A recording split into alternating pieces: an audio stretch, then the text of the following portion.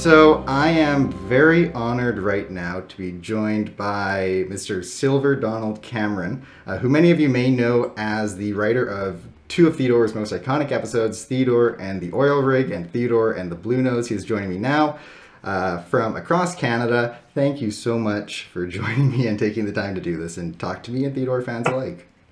It's a pleasure. I'm delighted that you're doing the project that you are. Yeah, no, it's really cool to see that Theodore is still relevant after all these years and that there are people who are still interested. So again, being able to talk to you is just a real honor. I guess, you know, you've written a lot more than just Theodore in your time. Theodore is just a little blip. I had almost forgotten about Theodore. Yeah. Well, I had hoped I would do a lot more of that, but for one reason or another, it didn't work out. But I greatly enjoyed the two episodes I did do, and if I'd had a bunch more to do, I would have been happy. But as I say, for various reasons, it didn't work out that way. Yeah. So I guess for people who don't know you outside of Theodore, what have you really worked on aside from that project? Like, what are you really known for? Well, you're talking about a 50-year career, so it depends on when you dip into it. I mean, if you go back to the 1970s, I'm the Maclean's book reviewer. If you go to the 1980s, I'm the contributing editor of Weekend magazine. At the moment, I'm the host and executive producer of The Green Interview, which is a website, greeninterview.com. And I'm just about to publish in August my 20th book, number 20 in 2020. There's a nice about that, you know. And one of those books, incidentally, is about Bluenose. Wow, okay.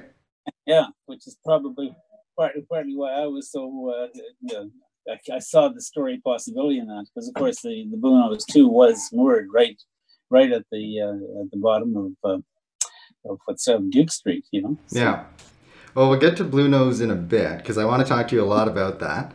But I guess, I mean, you said this is a 50-year career, so how did you really get started in writing, and what made you want to become a writer? Well, I guess when I think back on it, I realized that when I was a kid, I was really into books in a big way, and I've said every now and again that I got into writing not to make money but to make magic, because that's what it was to me. I mean, I like and kids' books were a big part of that. There's a whole series by Arthur Ransom, for example, that was really important to me, and there was a guy named Howard Pease whose books really mattered, and I would kind of get lost in them. My brother said that I was quite different from the rest of not the rest of the family, but quite different from some other people around me, because I would just disappear into the book. And for me, when I was reading, the book was the world, and I kind of forgot that there was anything else going on in my life. You know, and I thought, I'm not sure how consciously I thought this or how early I thought this. Well, actually, I do know. But I never really thought about being a writer because I was a Canadian, and you were a Canadian in the mid 20th century. You know, writers were by definition British and dead. Yeah, I was neither one nor did I wish to be. So it never occurred to me. It was not one of those things that people like me did. You know what I mean? Yeah. And I think I was about 20, and I was studying English literature when it suddenly occurred to me that instead of teaching and studying English literature, I did go on to get a PhD and to teach it for a little while, but it occurred to me that I could be a writer instead of studying writers, and that was one of the pivotal moments of my life when I realized that. Yeah. So you went to become a full-time writer. You left your job in a way to go become a full-time writer. What was not a smooth career move. Yeah, no. I mean, I wish I could do that nowadays. If I could, I would have done it already. I guess, what was that experience like for you? Well, it was a lot like poverty. I had been a professor of English at the University of New Brunswick, and I had of course written the PhD thesis and all that sort of thing. But I had also been a member of a little editorial collective that published a magazine called The Mysterious East. And The Mysterious East was kind of a radical magazine back in the 1970s that tried to generate change in thought in the affairs of the East Coast. And so I'd done that part-time while I was teaching at UNB. And then the opportunity arose for me to try try my hand at this full time by taking a bit of a sabbatical. So I took the sabbatical and I set out to, and by that point I had developed some relationships with editors in large magazines and so on. So went off to write magazine pieces, and you know, it took about a year. For the first year, basically I rolled my visa. Like I would run up the costs on the visa, and then I would get paid for a magazine piece, and I'd pay off the visa. Yeah. And I'd run the visa again. That went on for a couple of years, but eventually I got to the point where I was producing stuff pretty reliably, and I was getting paid quite decently, and so I was kind of off and running. But there's been so much change in the world of writing in my period that, for example, if you set out to do that today, I mean, I would not recommend it. There are not magazines don't exist that would pay at that rate, for example. Yeah. Right? I mean, at that point, if I could produce a feature article more or less every month, I could live at more or less the same level that I had as a professor. And I can't think of a market for writers today, except maybe in radio and television, or television particularly, and online. There may be markets there that I don't know about, but I don't understand very much. But there isn't much like that compared to what there was in those days. Yeah. So with all the changes that have come to writing over the years, how have you had to adapt to everything? Because the whole world's kind of been turned upside down in terms of how people consume content and what kind of content people are consuming. Mm-hmm, mm-hmm. Well, you've seen the print has really shrunk, and even when we're talking about sort of recognizably print media, it's as often as not it's online. Even if it is print, you know, you do a piece for the Globe and Mail, it's also online. So there's hardly anything now that would be just pure print, you know. Yeah. Well, I was going to say except books, and that part of the market has. There's a little piece of the book market that looks a lot like it did 40 years ago, in that it's a paper book, it's bound, it's sold in the bookstore, you buy it. But there's also the whole ebooks thing and the whole audiobooks thing and so on and so forth. So even that has made a big transition. But all of that said, it's all about telling stories. It's all about what's a great story. And you know, you adapt and find different ways of doing it. I've actually done a lot of television writing over the years, and you know, and like my last 10 years, the big thing I've been doing is the Green Interview, which is a website where I go and interview environmental leaders from all around the world. Yeah. And then we put the interviews up online. It's a subscription website, but it's also distributed through libraries. Yeah.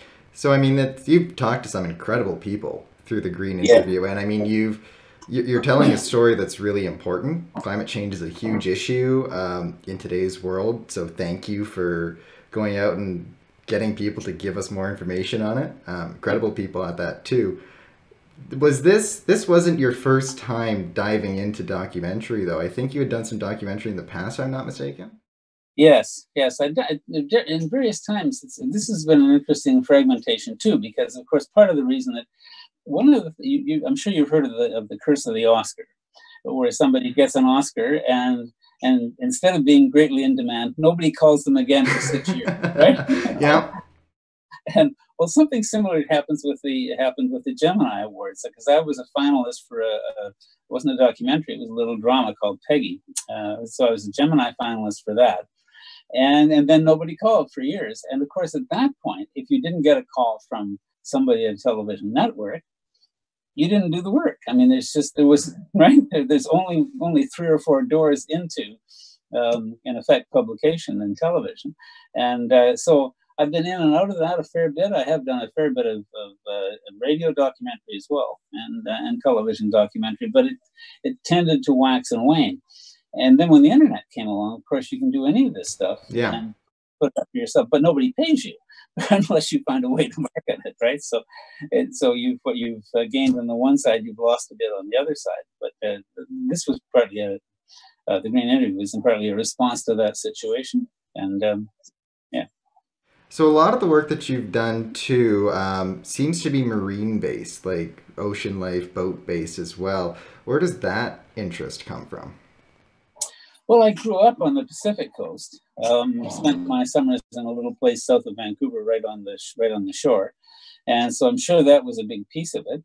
And it's interesting because you don't, at the time, you don't think of this as being a professional interest. You just, you're 10 years old and you just like being out on boats and you like hanging out with fishermen and stuff like that.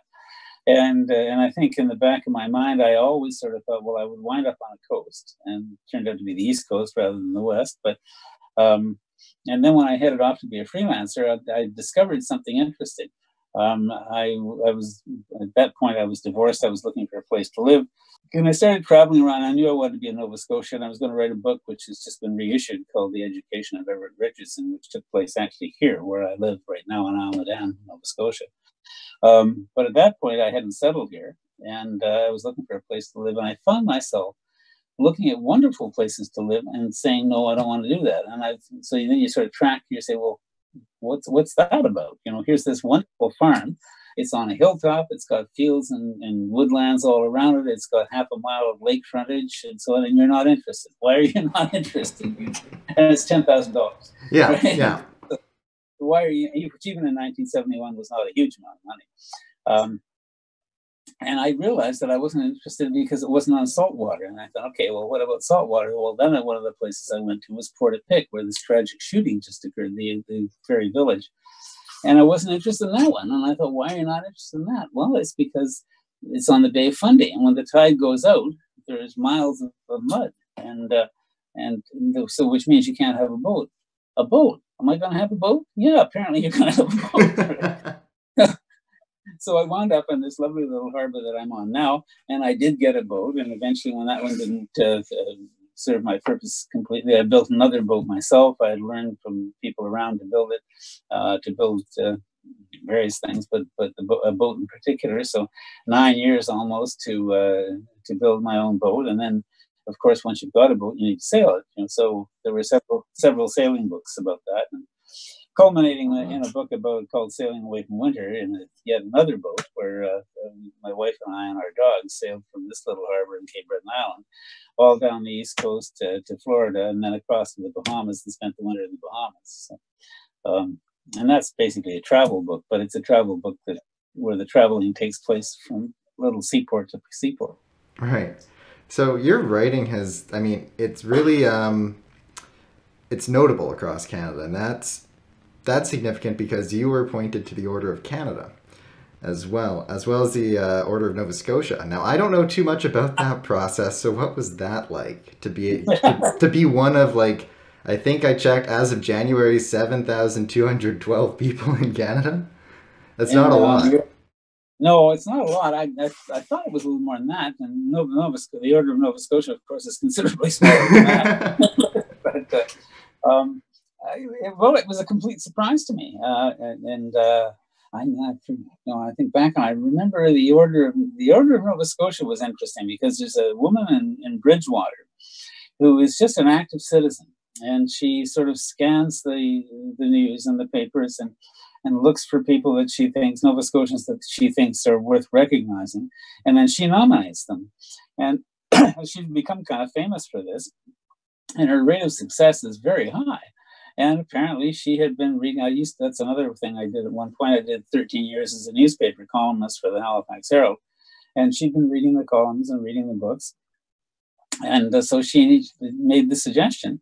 And the committee went through it and said yes. And I wound up actually meeting her at the ceremony where I was invested, which was kind of a delightful thing. But that's the way it happens. Somebody nominates you.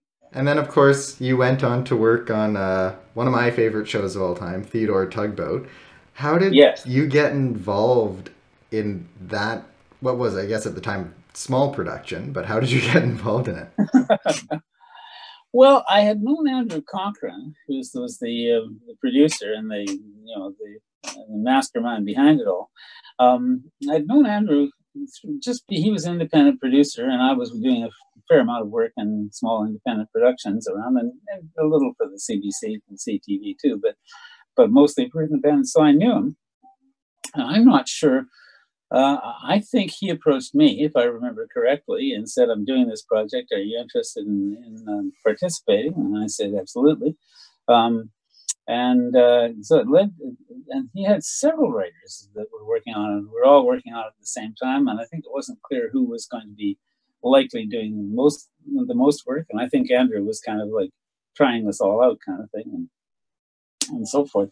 And so one way or another, I did wind up doing those two pieces, and would have liked to have done more, but I'm really not sure how that worked out.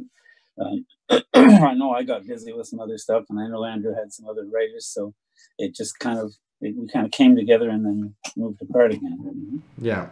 Now, you don't usually write children's content, from what I can tell. So what was that like to go into the world of children's television? Well, interestingly enough, I actually have written a children's novel called Okay. Chopper.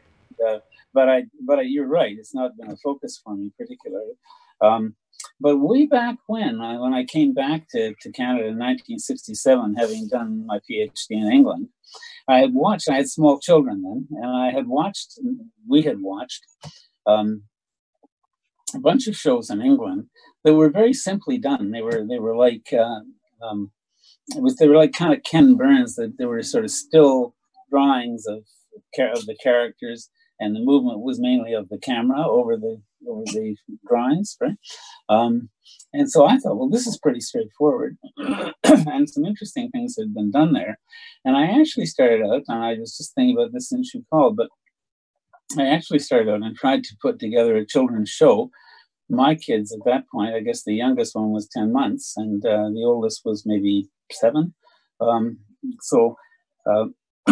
I tried to do one of these things, and the inspiration was we were living in a little cove just outside of Halifax, and that cove was full of symphony musicians. It was just one of these. It was a kind of a magical little cove, and it was an inexpensive place to live, and writers and artists and musicians and so forth tended to congregate there. So I tried to do a show of about 2 kids who were the children of musicians, and each of whose father had an instrument that became associated with that character. And they were just little adventure stories of kids going down, playing on the rocks and slipping and falling in and so on and so forth. And, not big heavy drama by any stretch of the imagination. And it got some real interest at the CBC. And then some funny things happened in my life, and one of them was that I moved out of there.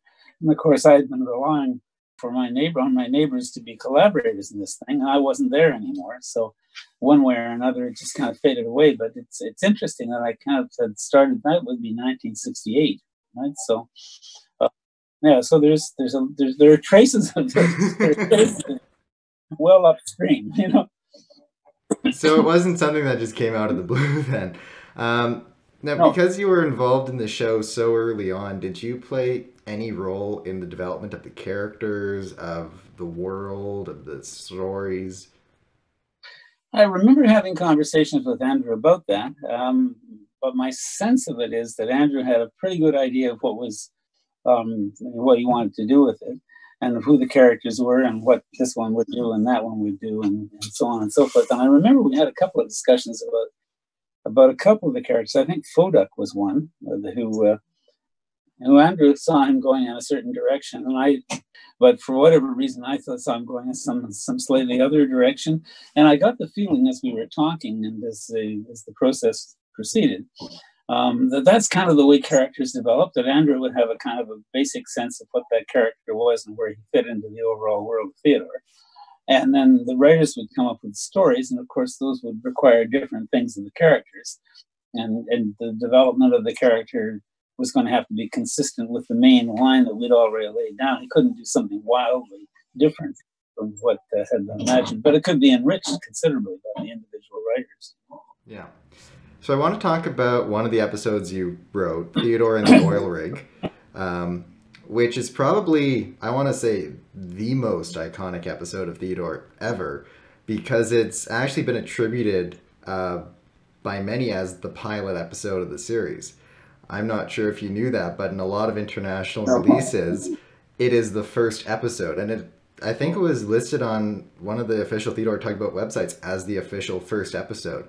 It's one of the few episodes that actually got a home media release in every single country. So I'm not sure if you knew that or if that was part of the process when you were writing it. No, I did not. I'm delighted to hear it. So, I mean, it's not officially the first episode. We're still trying to dig to figure out which one was. I think an episode from season 2 actually was the first one aired. But for a lot of people, Theodore and the Oil Rig is the first episode of Theodore, and always has been. Now, it's an interesting story. I've always really admired Theodore for how it tells stories to children, how it's always calm and gentle, and how every line of dialogue and every frame shot just has so much love and attention put into it. I was wondering if you could speak a little bit to that, of the tone of Theodore, the calm and gentle nature of it, and how that was established. That's a really interesting question, and I can't, and I certainly concur. I mean, that's the way it is, and that was clearly the way it was intended to be. And you know, the tone that you mentioned, that sort of calm and gentle tone, is exactly the tone that I was striving for in my own little thing that didn't go very far. It was a little show was called Mike and Lisa, and it had that kind of flavor to it. And I guess, you know, somehow it just seemed right, and it may that may be something very Nova Scotian. You know, it may very well be that because of course Nova Scotians, that harbor, the actual Halifax harbor, has seen some of the most horrifying things in Canadian history, right? Yeah. And yet, so in a certain sense, the kinds of issues that arise today that would involve tugboats and you know, the various other vessels in the harbor are pretty restrained. You know, we're not having a big explosion. There's not a convoy of ships going out there. We're not having British sailors flogged around the fleet. You know, and that's all stuff that's gone on in Halifax, in that harbor before. And I think somehow, yeah, it was just that was just the tone. I can't remember there being a Bible that said that will be the tone. And maybe I'm sure that one was not the first one written or produced. You know, I'm sure later on in the process. So to some extent, it was established before I got to that one that was the kind of the tone of the series. And it's a good tone. It's you know it's a good storytelling tone, and you can tell a lot of. You can have a lot of story elements that can be fairly dramatic, but they don't have to be scary, or they don't have to be, you know, they don't have to be. I don't know. I think the semi-sensible was like you were striving for a kind of a grandfather storytelling tone, and that's a very amiable tone to work with. Yeah.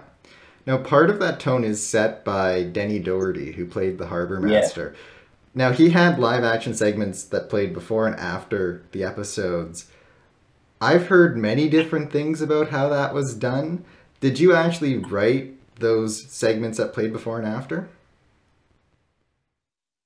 I don't know, to be honest. I'd have to go back and look at it, and I don't even know where the scripts are. I mean, my archive is at Cape Breton University, and they may be there, but they may not. I just don't know. I kind of think so, but that's only just a very distant bell tinkling off in the past. Yeah. Now, you also spoke about writing about real life locations. Now, I mean, Theodore turned real life locations in Halifax into characters, right? I mean, the McDonald Bridge became Benjamin Bridge, McNabb's Island became Willie's Island. What's that experience like, to be able to give life to these objects in this city where you live? Well, it was actually very pleasant. You know, it's because in a certain way, I think, you know, you kind of see your own environment in those sorts of terms, and you know, there's almost like roles that various features play. You know, the bridge is that bottleneck you have to get through if you're going to go across the harbor one way or the other. There was a big, the tall skyscraper, white and blue skyscraper that had recently been built at that point, and it changed the feel of the waterfront, you know, and so it didn't seem like a wild extrapolation to give them the actual names. I'm trying to think of there is since that time there has become a significant Nova Scotia wine industry. Oh, okay. And it's in the Annapolis Valley mostly, which is about 50 miles from Halifax. And I think there's one of them that's called the word bridge is in the name of the wine, and I have a notion that it may be Benjamin Bridge. You know? If so, I have no idea if there's any connection. I don't know if even that's right, but the name it does include bridge, and I think the other word is maybe Benjamin. So, yeah. Now, one of the other things I admired about the Theodore stories is that they were always relatable to situations that kids had gone through. In your 2 episodes, were there any situations from your life that inspire those 2 stories? I'm going to have to tell you that I'm so far away from the episodes that I can't really remember that, you know. Okay. That's the honest. That's fair. But having said that, I mean, one of the things that's been striking me in recent years again, even in recent weeks, is that pretty much everything you write, the only experience you have is your own experience, right? I mean, so one way or another, pretty much everything you write comes out of what you've seen and known and done and the places you've been and so on. So, and I'm wrestling with this partly because I'm trying to write a piece of fiction, which does not have a lot to do with my own situation directly, but it rests on some understandings that I've achieved from my own situation. And I'm trying to figure out how I get at the heart of that without making it appear to be autobiographical, which if it were seen to be autobiographical, it would involve other people in roles that I would not be comfortable setting them in. They aren't the roles they had. So, you know, I would be astonished if there wasn't something there that came out of experiences that I have, but I can't think at this point what they would have been.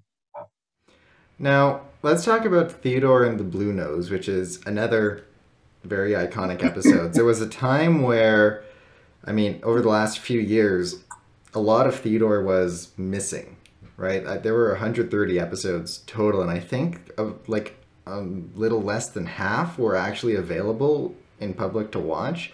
The other half went kind of missing. We didn't know where they were. I think over the last 2 or 3 years, someone on our team found them, and now all the episodes are out there. But for the longest time, there were only a select few episodes we could actually watch, and Theodore and the Bluenose was one of them. And I think it was always significant because it incorporated a real-life boat into the show. It was one of the things that actually kind of said, yes, this is Halifax. You know, yes, it's the Big Harbor, but yes, it's Halifax. Was that an idea that you brought to the table, or is that something that was kind of assigned to you as let's bring in Bluenose? Well, I think I brought that along. As I mentioned, I had written a book on called Schooner, Bluenose and Bluenose 2, and in which I had told the story of the 2 schooners, right? And I told the story of the 2 schooners in the context of a voyage I'd shipped out as a deckhand on the Bluenose for a voyage from Lunenburg to Atlantic City, New Jersey, and into a parade of sail. So in the course of, so I basically set that as the frame for the book, and so wound up talking with my shipmates who were young guys. Mostly they were college students who were doing this on a summer job and so on. So between talking to the officers, talking to the old boys who had been working on it, the people who built the original Bluenose in 1921 were mostly still living at that point. So you can go down, we did go down to Lunenburg and talk to them. And that takes us back to another piece of television. There was one of the early documentaries I did was a project for CTV. It was one of their earliest documentary projects, I think, and it was called Canada 5 Portraits. And I wrote the portrait of the Atlantic provinces. And in the course of that, we actually went down to Lunenburg and we were crawling around underneath the Bluenose 2 when guys were caulking it and talking to the caulkers and the blacksmiths and all the guys that had the great old marine trades. So I was very conscious of Bluenose and I was very conscious also of schooners in general, because that was the great Nova Scotian sailing, you know, that was the form of the great Nova Scotian sailing vessel. And I was also conscious there was a great schooner master who built a schooner called Atlantica at Expo 67. His name was David Stevens. And David said to me at one point, he said, you know, he said, a ship is more like a living thing. He had a bit of a German accent. More like a living thing than anything else a man can build with his own hands. And that just sort of has resonated with me all my life. It's just because that's true. I mean, I've now built a ship, and that's what it's like, you know. Uh, so it became very easy to imagine Bluenose as a character. And if you've sailed aboard her, and she did behave like a living thing, you know. She had her own way of going through the waves. Most ships crash through.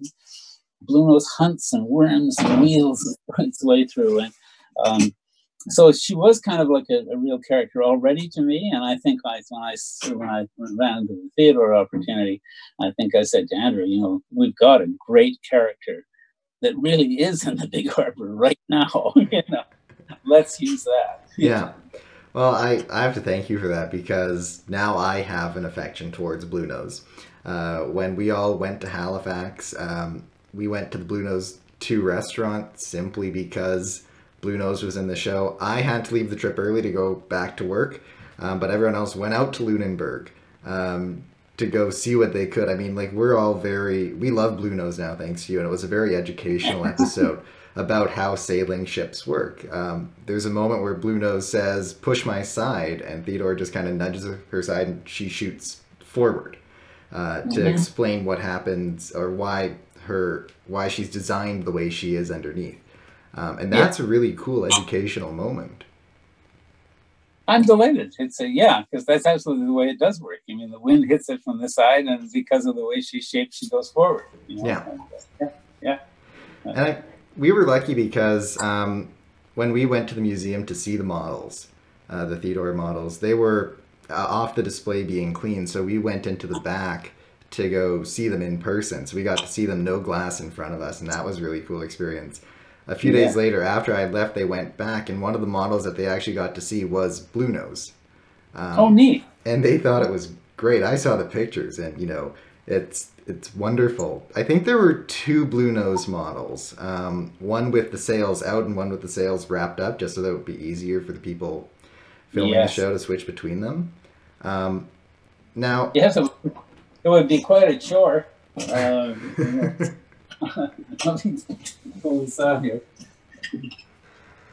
It would be quite a chore on a to furl those sails every time we wanted to furl it, you know. Yeah.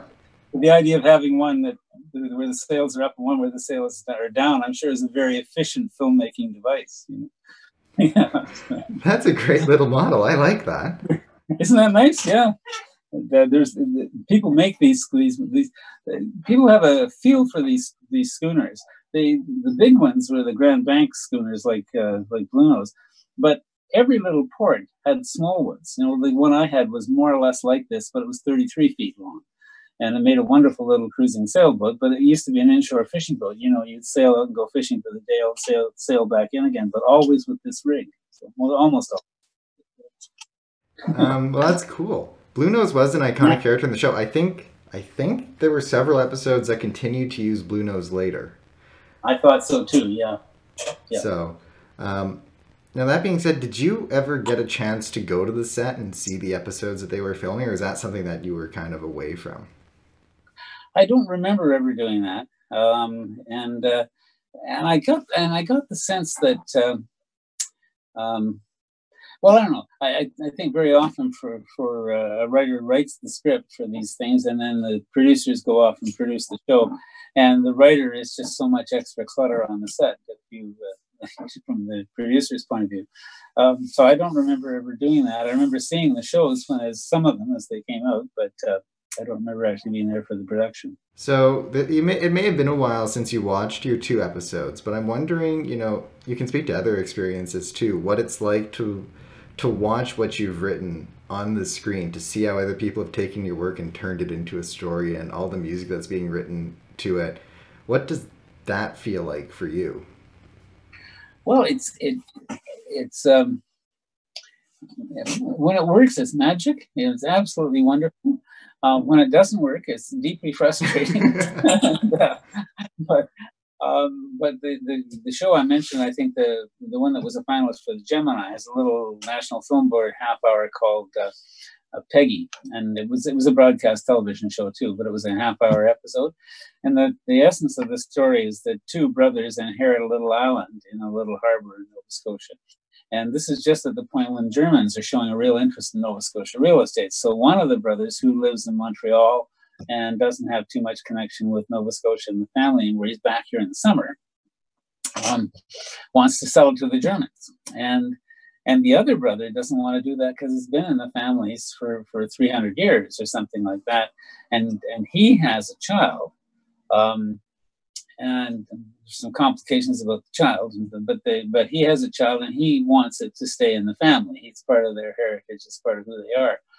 And they can't settle that. And in the end, there's a game that was played all over the world and is now almost completely forgotten. It's called Peggy. You familiar at all? It sounds familiar. Well, it's a game where it's played with minimal equipment. You take a broomstick. Mm-hmm. And I have a Peggy of all things, interestingly. And you make it. This is a Peggy, and so you carve this out of the broomstick, and then you take the rest of the broomstick and you make that into a bat, and then you set it down over a hole and you hit the end of it. It spins up in the air and you hit it, and then from there on you're fielding it. It's a game much like cricket or much like baseball even. But and when you think about it, it's astonishing people didn't lose their eyes. I mean, this thing is whirling through the air at high speed, right? And they're trying to catch it, and put the other guy out, and so on. Anyway, this is an old game. They've almost forgotten it, and they decide that what they'll do is they're going to play one long game of Peggy all summer long, and the winner gets to decide what to do with the island, right? Yeah. And that gives you the opportunity for a whole bunch of family stuff, a whole bunch of community stuff, a whole bunch of stuff about being a child, a whole bunch of stuff about the relationships between the two brothers, which have been quite complex over the years.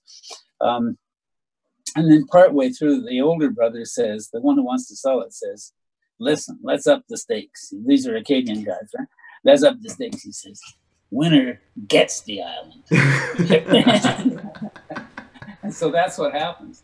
And the woman that both of them have had an involvement with is also named Peggy. So the word Peggy plays off about 3 or 4 different ways in the show. Well, it was shot by the director was a guy named, and I was thinking about him just the other day. Oh, it'll come to me, but he was from BC, and I wasn't on that set. I was at the wrap party, and maybe once or twice otherwise. But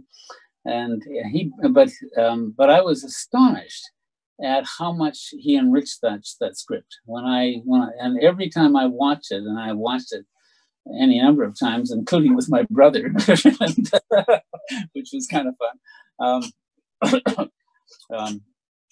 But every time I've watched it, I've picked up something else that he's seen that he's built into the shot that I hadn't noticed before. Just some little background thing, maybe. It's what's the picture on the wall.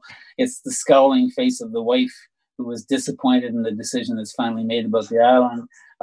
But I go through it, and it's just layered with levels of meaning, visual, auditory, and so on.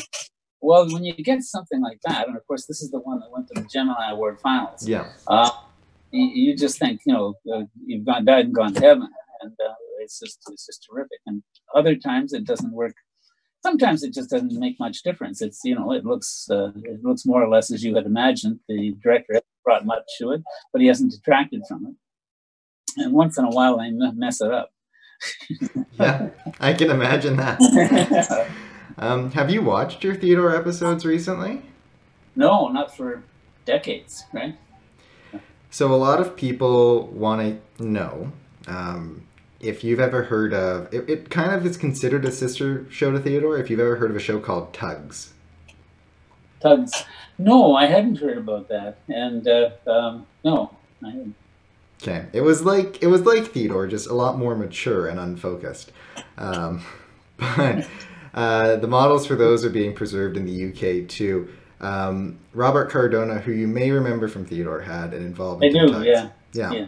And he brought over a lot of his knowledge onto Theodore.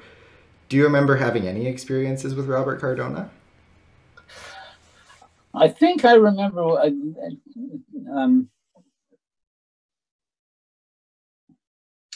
Really, the main memory I have of the group around it, because as I say, I dealt mostly with Andrew.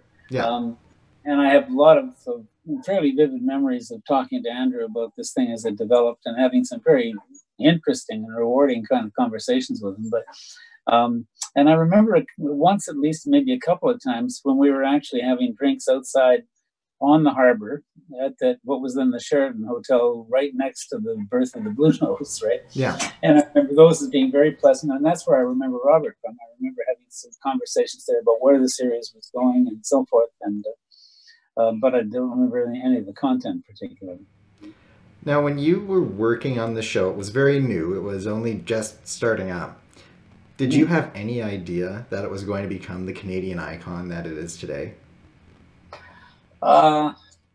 I think I'd have to say no, but I'm not surprised. I mean, with a project like that, you sense there was that possibility, that these were characters, and this was a concept that was very Canadian, quite identifiably Canadian, and that if you were lucky and you did your job well, and the gods were with you in various ways, it might become something that would be. I think probably every children's writer thinks, if I could just write Winnie the Pooh, or please God, let me write The Wind in the Willows, and of course, we didn't have a lot of Canadian children's books, children's stories, really, in any form, So the sense that you were maybe doing something that would influence kids for several generations to come, that was really a thrilling possibility. Yeah. I think what we were really surprised by when we went to Halifax is that Theodore is still so relevant in Nova Scotia. People remember him as if he was on TV that morning. And yes, even right. Here in other parts of Canada, people remember Theodore too. Everyone remembers Theodore.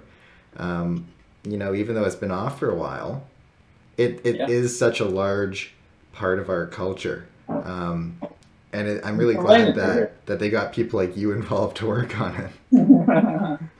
Well, I'm delighted that it's turned out that way. I mean, I didn't know that there was such a large number of episodes, even, I think, because at a certain point, I went off and did other things, and Theodore went off and did other things, and I really had no occasion to come back and kind of look at the project as a whole, So then I guess kind of to close things off, do you have any advice for people who want to be writers or want to go write children's television and kind of want to pursue a career similar to what you've done?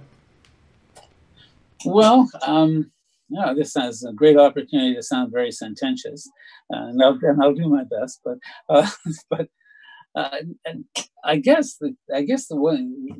Let me turn that one around a little bit and say, looking back on the experience, and not just that experience, but the whole experience of being a writer, I'm struck by how much things change and how much they don't change. That the context changes, the methods change some, God knows the technology changes, but the essence of the matter is the good story, and the essence of the matter is the story that moves the human heart. And now, I think now I suspect that this is quite a marvelous period for people like in your age group, right? Because you can do so much, and here we are having this conversation, half a continent apart, with high definition video. Yeah.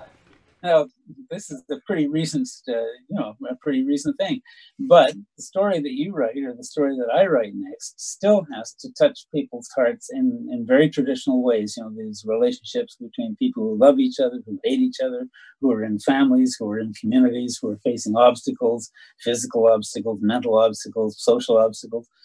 And that part of it doesn't change very much, but you now have a whole lot of different opportunities of how to get that story out to people, and I must say I'm a bit envious of that.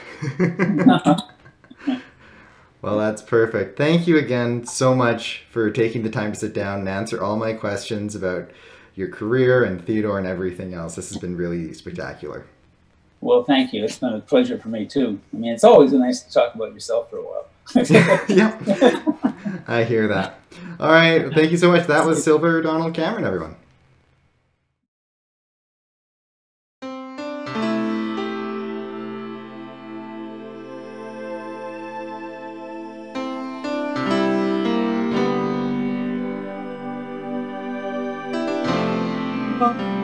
Theodore gave his own happy toot-toot as he watched his two friends sail on past.